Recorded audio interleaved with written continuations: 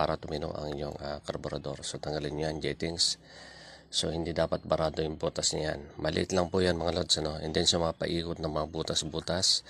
So bugahan nyo ng hangin. Hindi dapat rin barado yan mga lods, ano? And then sa malaki nating jettings. So malaki naman yung butas nito. Ang anuhin nyo rito is yung maliliit na butas na yan mga lods, ano? So hindi dapat barado yan. So siyempre hindi din dapat barado yan sa pinakagitna niya.